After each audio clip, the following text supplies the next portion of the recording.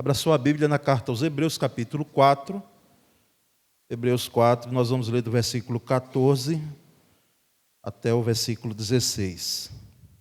Hebreus 4, 14 a 16. Diz assim: tendo, portanto, um grande sumo sacerdote, Jesus, Filho de Deus, que penetrou os céus, retenhamos firmemente a nossa confissão, porque não temos um sumo sacerdote que não possa compadecer-se das nossas fraquezas, porém um que, como nós, em tudo foi tentado, mas sem pecado. Cheguemo-nos, pois, confiadamente ao trono da graça, para que recebamos misericórdia e achemos graça, a fim de sermos socorridos no momento oportuno. Amém. Vamos orar um pouco mais. Senhor, aqui a Tua palavra lida, te peço em nome de Jesus, me dê graça para que possa explaná-la com fidelidade ao texto, e assim ela alcance os nossos corações, em nome de Jesus. Amém. Meus irmãos, o escritor aos Hebreus, que nós não temos assim, com precisão, temos as conjecturas quanto à autoria. Eu, particularmente, penso que foi o apóstolo Paulo, pelo conhecimento que ele tinha, do judaísmo. Se não foi Paulo, alguns chegam a dizer que foi Apolo, não é? Ou outro que tivesse um conhecimento das leis, que tivesse conhecimento de toda a antiga aliança. E nós percebemos nesse texto aqui, nesses versículos que lemos, o que nós podemos chamar de doutrina em cada parte do texto. Em cada ponto do texto, em cada palavra do texto, nós temos aqui uma riqueza de doutrinas que, aplicando a nova aliança, que é como o autor faz, não deixando a aliança antiga de lado, mas fazendo uma ponte, não é? Até pelos próprios termos, para a nova aliança que é em Cristo Jesus. E o versículo 14 diz claramente que nós temos um grande sumo sacerdote. Grande sumo sacerdote. O termo grande é algo que não temos como mensurar. E ainda que pudéssemos dizer, grande é algo imenso, é algo que é imensurável, ainda seria pouco em relação à pessoa do grande sumo sacerdote, Jesus Cristo.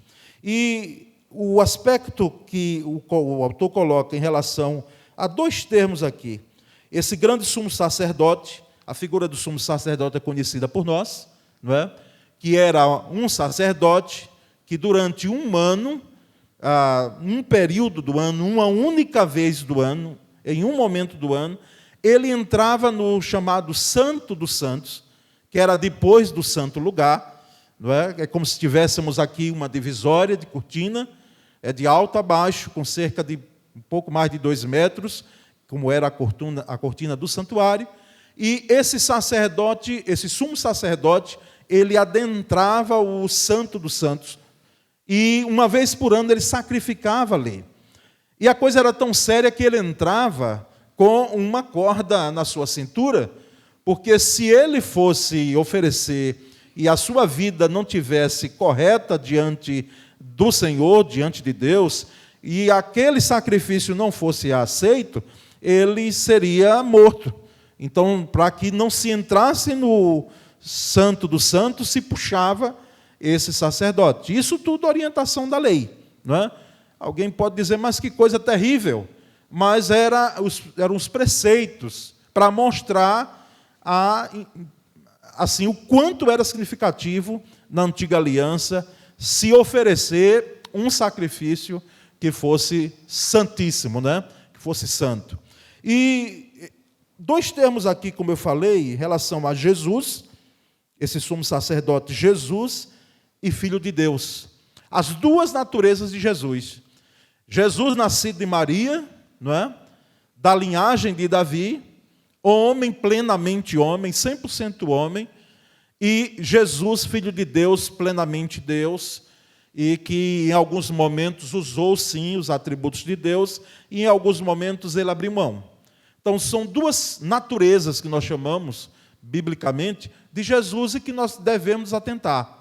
Porque desde a história da igreja se tentou, se procurou, ou tirar a natureza humana de Jesus, dizendo, não, ele não é homem, plenamente homem, ele é um ser apenas espiritual, ele é apenas divino. Ou se tentou tirar a divindade de Jesus. Não, ele não é Deus, ele é plenamente homem. E nós sabemos que por algo sobrenatural de Deus, e o que é que Deus não pode fazer? Jesus, ele foi plenamente homem e plenamente Deus enquanto aqui esteve. E nós percebemos que esse Jesus, Filho de Deus, ele entrou, ele penetrou, ele teve acesso aos céus, e o escritor ele vem e diz, por isso nós precisamos reter firmemente a nossa confissão. A história de Jesus ela é muito pontual, né? Ele foi prometido em todo o Antigo Testamento, por isso que se você tiver uma mensagem, em uma frase, para você sintetizar o Antigo Testamento, é Jesus virá. Jesus virá.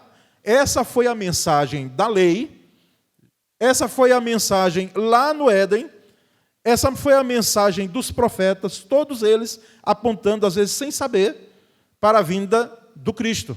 E no Novo Testamento, Jesus já veio.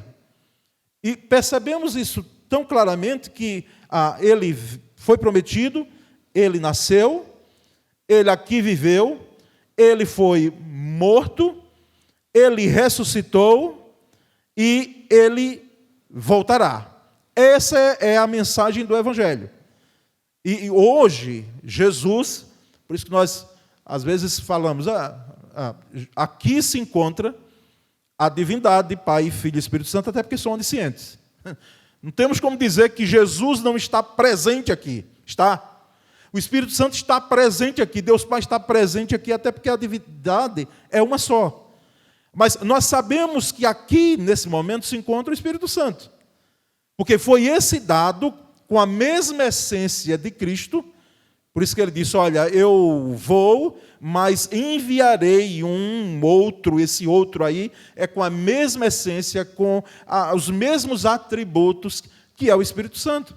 E Jesus hoje se encontra no céu, ele penetrou, ele entrou nos céus, hoje ele está assentado no trono, ele reina soberanamente e só levantará para, de fato, como nós cremos e vemos em Apocalipse, vir buscar a sua igreja. E o aspecto interessante aqui nesse versículo 14 é que o escritor aos Hebreus, ele diz, retenhamos firmemente a nossa confissão. Está se aproximando aí o dia da reforma, né? Dia 31 de outubro, e nós sabemos que nós somos conhecidos, mesmo já vindo depois do movimento da reforma, que os batistas, os irmãos de mais tempo sabem, nós viemos dos separatistas ingleses, não é? Essa é uma tese melhor, mais apurada, e percebemos que somos conhecidos até hoje como protestantes, não é? Até no censo que o IBGE faz, são protestantes, depois foi se criando, você pegar o censo agora, o último, é uma série de categorias lá que eu não sei se ajudou, não é? Confunde mais do que ajuda. Mas o fato é que nós somos chamados, intitulados de protestantes. Mas mais do que protestantes, nós precisamos ser confessantes. Nós somos confessantes. Nós confessamos. A ideia de protestante, não é, que nasceu dentro de um contexto cultural, não é, religioso da época, ela não plenamente satisfaz aquilo que nós somos. Porque nós, na realidade, devemos ter uma vida de confissão, de professar, mais do que protestar. Embora, em algum momento, a igreja precisa ter a sua voz profética, assim, para protestar. E, às vezes, nós nos calamos. Não é? Trago a questão que está em voga, se diminuir agora, se deu uma parada, mas será retomada. A questão do aborto mesmo, não é? Entendemos que existem as situações até previstas em lei, mas nós defendemos vida, não é? Tem as suas diferenças, pode ser que alguém no meio protestante, vamos dizer, no meio evangélico, possa diferir por razões pessoais e que ela entende daquela forma, mas, de um modo geral, a nossa voz profética, olha, nós defendemos vida. Alguém que chega à 12ª semana numa vida intrauterina, como bem apresentou o Dr. Sidney, né, nosso irmão em Cristo, no estudo que tivemos, não temos como não reconhecer uma vida ali com órgãos vitais em plena atividade dentro da 12ª semana de vida. Mas, irmãos, nós somos muito mais e precisamos ser confessantes. Confessantes, afirmarmos aquilo que cremos. E do versículo 15, o autor vai adiante, e ele diz, porque não temos um sumo sacerdote que não possa compadecer-se das nossas fraquezas. O sumo sacerdote, aqui não é aquele lá da antiga aliança, que inclusive não eram sumos sacerdotes, mas eram sacerdotes, os filhos de Eli, Ófine e Finéias, brincaram, oferecendo fogo estranho diante de Deus e pagaram caro.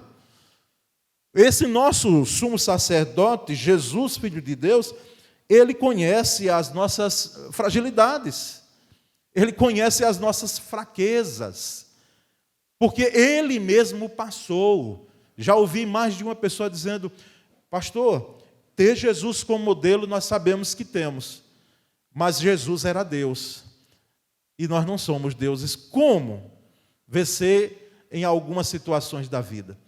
Aí a resposta é clara e objetiva. Em nenhum momento que Jesus foi tentado, ele usou dos atributos da divindade, mas permitiu ser tentado como plenamente homem, como nós temos lá na tentação, lá dentro do Evangelho de Mateus, no capítulo 4. Então, é um sumo sacerdote que nos conhece. Como dizia um pregador, Rubens Lopes, que creio que alguns aqui de mais tempo conheceu, que era um grande orador batista, o Rubens Lopes. Ele disse, Jesus nos conhece no inteiro, ou por dentro, e no avesso, ou seja, por dentro e por fora. Esse sumo sacerdote conhece as nossas fraquezas e ele foi tentado em tudo. Foi tentado em tudo. Esse tudo aí, irmãos, tem um peso muito grande. Por quê? Porque eu lembro que ainda pastor de jovem, aqui na igreja, isso já vão mais de 20 anos, numa classe de escola bíblica que eu ensinava, dos jovens, aí surgiu a pergunta, natural, dentro de um contexto da lição que estávamos lá nos debruçando. Pastor, Jesus teve, na realidade, as tentações de desejos sexuais que nós temos hoje, que é tão difícil, o que é que o irmão responderia? Qual seria a sua resposta? A nossa resposta está aqui. Em tudo ele foi tentado. Porque se ele foi plenamente homem, ele foi tentado em todas as áreas. Agora, não se deixou dobrar por nenhuma tentação. Agora, como homem, em tudo, em todas as áreas, ele foi tentado. Embora dentro, e é preciso que se entenda isso para que você não se escandalize com essa resposta, dentro da vida de Jesus, do propósito de Jesus para vir aqui, tinha um direcionamento claro de Deus. Tanto é que ele não casou e não iria constituir família. O ser esposo, o constituir família, seria uma dificuldade para Cristo. Dentro do ministério dele, ele veio com o objetivo de nascer para morrer. Então, assim, é bom que saibamos que em tudo Jesus foi provado e em tudo ele foi tentado, mas sem pecado. e não poderia pecar. Não poderia. Por quê? Porque tentado foi, mas sem pecado, porque nós sabemos que aquele cordeiro lá da antiga aliança, ele deveria ser oferecido, ele não deveria ter defeito, ele não deveria ter até manchas, ele deveria ser perfeito. No sentido físico, e tinha ainda as orientações de que seria as primícias do rebanho para que fosse levado até o templo, não é? Ou até o espaço de culto que antes do templo se tinha, não é? Na antiga aliança. Então nós percebemos que Jesus, esse sumo sacerdote, nos conhece por dentro e por fora. E o versículo 16 e último é de uma riqueza e de um conforto tão grande, irmãos, para nós. Porque o próprio autor ele diz: ó, cheguemos, pois, baseado na missão, na trajetória, na ação, na função, naquele sumo sacerdote que é Cristo. Cheguemos, pois, confiadamente ao trono da graça. O trono da graça para quê? Recebamos misericórdia e achemos graça. Dois termos que nós precisamos entender muito bem quando falamos misericórdia e graça. Alguém conceituou misericórdia como aquilo que eu mereço, mas Deus não me dá. Eu mereço, mas Deus não me dá. Eu mereço aquela cruz que Jesus levou. O poeta Gioia Júnior, mas antes dele a Bíblia já dizia que aquela cruz era nossa. O castigo que nos traz a paz estava sobre ele, e era nossa. Mas através da misericórdia de Deus, aquilo que eu mereço, mas ele não me deu. Isso é misericórdia. Às vezes nós que somos pais, e quem é pai aqui sabe, ou já teve filhos, né, naquela idade, que muitas vezes a gente olha assim e diz: mas meu filho, minha filha, por que é que você fez isso? Depois, uma das coisas que desconcerta a gente como pai, vê se não é isso, é quando nossos filhos mentem. Desconcerta. Quando a gente pega porque há a questão da omissão e da mentira. Omitir, não é? Eu não... e olhe para pai, acredito que nenhuma omissão deve ser feita. A vida do filho deve ser limpa diante dele, transparente, não é? Mas existem situações que eu posso até omitir e não falar, para ficar comigo. Depois eu, como pastor, vou levar algumas coisas para o túmulo, que eu já ouvi nesses anos todos do ministério pastoral. Ninguém saberá, não é? Ninguém. Vai para o túmulo comigo, como eu acredito quantos outros pastores passam isso. Isso eu não estou e não devo compartilhar com ninguém aquilo que recebo. Mas a mentira de um filho, como eu vinha dizendo, desconcerta a gente, porque muitas vezes, quando a gente vai perceber aquela mentira, ela tomou uma proporção de ação e de envolvimento muito grave. E dependendo das situações, irmãos, assim, são assustadoras. E percebemos, então, que merece uma punição. Principalmente quando o filho é menor, está sob a tutela do pai, não é? Porque se não fizermos desde a tenridade, não adianta muitas vezes fazer quando ele já está aquele homenzarrão, tá certo? Aquele que está ali dentro de casa, e até dentro de casa deve se submeter, mas assim é uma outra situação, aí já é uma questão de diálogo mesmo, de conversa aberta, porque a questão tinha que ser tratada lá desde a mais tenra idade. Mas muitas vezes merece a punição, um castigo. Não castigo como se tinha, e nós temos na história, que beira, não é, muitas vezes, e eu já ouvi alguns relatos, porque uma coisa é você disciplinar e outra coisa é você chegar a uma atitude de que é contrária até à palavra. A Bíblia é muito clara, né, de que nós precisamos ter cautela e prudência em tratar com os nossos filhos. Mas algumas questões precisam ser colocadas como punição. Mas por misericórdia do pai, da mãe, parece que o coração das mães parece que são maiores, né? Não sei. Às vezes, olha, você merecia isso, mas não vai ser colocado agora. E a gente vai protelando e protelando. Não é? É a misericórdia. É aquilo que eu mereço, mas Deus não me dá. E graça é o contrário. Graça é aquilo que eu não mereço, mas Ele me concede. Eu não merecia, nem você, salvação nenhuma. A Bíblia diz que nós estávamos afastados, desgarrados, como diz lá em Isaías, não é? Todos nós afastados como ovelha. Cada um se desviava pelo seu caminho. Mas o Senhor fez cair sobre Cristo, Jesus, a iniquidade de todos nós. Isso é graça. E a graça é aquilo que eu não mereço, mas Deus me concede. Então nós temos esses dois termos aqui nesse versículo 16, e o autor termina o texto dizendo: a fim de sermos socorridos no momento oportuno. Recebermos graça e misericórdia para sermos socorridos no momento oportuno. Muitas vezes a gente ora por pessoas que estão enfermas, e numa fase às vezes até terminal, a gente ora. E às vezes a pessoa não é curada, não melhora, ao contrário, às vezes piora, e morre mesmo. A pergunta que às vezes alguns fazem é: mas não oramos? Mas não clamamos? E por que não houve a resposta?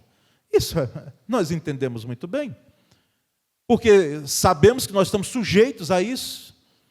Mas o mais importante, muitas vezes, de que a cura, e a cura é boa, não estou dizendo que ela não é boa, é que quando Deus não cura, a pessoa muitas vezes permanece viva e lidando com aquela situação de saúde, Deus concede o quê? Deus concede graça. Graça é aquela graça que Deus concede para que eu possa, mesmo diante de uma dificuldade atroz, eu possa louvar, adorar, continuar minha vida, como se aquela questão não fosse fundamental para que eu pudesse ser um confessante. Isso não é masoquismo. E nós percebemos então que sermos socorridos no momento oportuno aqui, quando o autor traz essa expressão, é que o momento oportuno, qual é o momento oportuno? O momento oportuno é o momento que você tem a maior e extrema necessidade. O momento oportuno é o momento onde você se encontra, onde você vai para um lado, vai para outro, procura saída, como se fosse um fundo de poço, e que a única saída é olhar para cima, porque para baixo não tem como, ao lado paredes que lhe prendem, e a única saída é olhar para o alto. É o momento oportuno, é o momento que nós não temos mais o que fazer. Você já chegou em uma situação que você não sabe mais o que fazer? Você não tem mais o que fazer. A dependência química, irmãos, ela tem se alastrado em todos os lares. Hoje se conta a família que não tem um problema de um dependente químico. Não é? Um dependente químico, um viciado em pornografia, um dependente, às vezes, em drogas lícitas, como nós temos, o tabagismo, o alcoolismo, tidas como lícitas. Qual é a família que não enfrenta hoje um problema como esse? E, às vezes, a gente, e quando é relação pai-filho, a gente fica sem saída. O que fazer, como solucionar? E esse é o momento oportuno de sermos socorridos. É como se alguém disse: pastor, parece que às vezes Deus permite, que às vezes nem é Deus que leva, viu? Somos nós com nossos pezinhos que vamos para lá. Porque é muito fácil nós atribuirmos a Deus Qualquer situação da nossa vida. Às vezes acontecem situações que Deus não tem nada a ver com a situação. Foi a minha vida, os meus passos que conduziram, foi a minha imprudência que fez com que eu esteja naquela situação. E aí, não vamos colocar diante de Deus aquilo que não lhe compete. Precisamos dizer, não, de fato eu fui imprudente nisso, eu errei nisso, eu transgredi, não é, nesse aspecto. Mas essa situação, muitas vezes Deus permite que nós cheguemos para que nós possamos ser socorridos no momento oportuno. O momento oportuno, irmãos, é o momento que nós não temos saída. Lembra do povo de Israel, para finalizá-lo, quando saiu do Egito, e ele chega diante do Mar Vermelho. Qual era a saída? A única saída. Deixa eu contar aqui, bom seria que tivéssemos um mapa para os irmãos verem, mas isso você pode ver depois. Ou voltava para o exército agora de Faraó, que estava vindo no encalço deles. De um lado, as colinas de Golã. Outro lado, montes, dado Líbano e Antilíbano. E na frente, o Mar Vermelho. Qual era a sua opção? Por isso que o povo começou a clamar. Como é que nós vamos fazer? Voar é sonho do ser humano, mas ficou só na filosofia grega, né? Com o Ícaro, né? Só o Ícaro lá da filosofia grega conseguiu voar. Hoje a gente não voa, a gente vai num avião, e alguns com medo enorme, né? Mas a saída, o momento oportuno, só podia ser criado por Deus, porque por Moisés não poderia. Ou nós imaginamos que foi aquele cajado dele que abriu o mar? Ou nós imaginamos que foi o clamor do povo? A ordem de Deus foi: por que clamas a mim? Diga ao povo de Israel que marche. Ou seja, pega esse cajado aí, que não é esse cajado que vai abrir o rio, o mar, não é? Vermelho. Coloque aí, porque isso vai ser um símbolo para o seu ministério, Moisés, e o mar se abrirá. O que foi fundamental aí foi a obediência. Já pensou se Moisés paralisa o Senhor? Espera aí um pouquinho. Quer dizer que eu tenho que pegar esse cajado e estender aqui no mar, e esse mar vai se abrir. Como é que vai acontecer isso? Como é que vai, que milagre você vai fazer? A obediência foi fundamental. 3 letrinhas, né? Colocando aí. O, B, aliás, 4, né? O, B, D, C. Obedecer. Fazendo aí uma... Né? Obedecer. Simples, às vezes, na forma da gente falar, mas difícil, muitas vezes, na forma de aplicar a nossa vida. Meus queridos, que aqui não foi uma exegese, mas foi uma explanação de texto livre nessa noite, num texto rico e maravilhoso que nós temos. De que o momento oportuno para nós é o único momento que nós temos para obedecer aquilo que Deus ordenar, porque a única solução só parte dele. A única saída só provém dele. E quando eu digo isso, eu já entendo, e você deve entender também, de que tudo que era ao nosso alcance fazer, nós já tínhamos feito. Já tínhamos feito. Mas nós fomos e chegamos a um momento de sermos encurralados, que não tínhamos nenhuma outra saída senão sermos socorridos naquele momento oportuno. Então, o momento oportuno é o momento de extrema urgência, de uma extrema necessidade. Alguém nessa noite tem uma extrema necessidade diante de Deus? Não é aquela solução que você pode fazer. Ore, tudo bem, ore e faça, resolva. Ore e faça, ore e entre em ação. Mas você ora e agora toda a sua ação não tem sentido mais nenhum. O que você pôde fazer, já fez. Você só pôde ir até aqui. Quem é que pode estar passando uma situação dessa? De uma extrema necessidade, em um momento oportuno, como de nós ouvirmos uma palavra dessa e dizemos, não, de fato, quando tudo parece perdido, Deus vai ao nosso encontro e nos acha, né? Nos encontra, né? E faz o que só Deus mesmo, de fato, pode fazer. Só Ele pode realizar. É algo que nós chamamos de milagre que acontece, viu?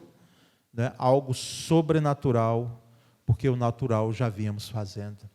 Se é o seu caso nessa noite, e se é o meu caso, diante dessas situações, nós queremos aqui confessar, professar e dizer, Senhor, nós estamos confessando que cremos plenamente que a situação que cheguei até agora, só uma intervenção sua. Só o Senhor é que tem condição de realizar aquilo que eu estou passando de extrema necessidade. É a sua situação? Então, se for, fique em pé agora, para que nós possamos orar nesse momento, sermos socorridos em um momento oportuno. E o momento oportuno é o momento de Deus agir. Ele pode resolver a qualquer momento, no tempo dele, segundo a vontade dele, segundo o querer dele. O que nos cabe aqui é nós confessarmos que a nossa confiança, a nossa fé, está afirmada de que Ele sabe o que é o melhor e Ele pode realizar aquilo que nós não podemos, diante dessa situação extrema de necessidade. Senhor, nós nos colocamos em pés agora e, ó Deus, confessamos a nossa pequenez, a nossa limitação, Senhor, as nossas fraquezas, as nossas fragilidades, as nossas vicissitudes, como alguém chamou. Nós, ó Deus, confessamos, porque sabemos que não temos o poder de resolver situações que estão além das nossas forças. Nós te pedimos, ó Deus, em nome de Jesus, que nós possamos confiar nesse supremo, maravilhoso, sumo sacerdote, que é Cristo Jesus, que entrou no Santo dos Santos e Ele mesmo, como sacerdote, foi a mesma oferta. Ele foi a oferta. E nós, ó Deus, te pedimos graça e misericórdia. Graça e misericórdia, Senhor, diante da situação que passamos nesse momento. Temos plena convicção e por isso confiamos de que socorro virá, de que providência virá a seu tempo. E por isso pedimos quietude em nosso coração, para que possamos esperar confiante, fazendo aquilo que nos cabe, que é não sermos parados, energizados pela aquela força que nos deixa paralisados, mas que a nossa fé fique, Senhor, em atividade constante, esperando, mesmo que as nossas ações não possam mais ser realizadas diante dessa situação, a nossa fé não fique presa, ela corra, ela seja veloz, célere, para que ao trono da graça nós possamos alcançar misericórdia e graça. Essa é a nossa oração e nós fazemos em nome de Cristo Jesus. Amém.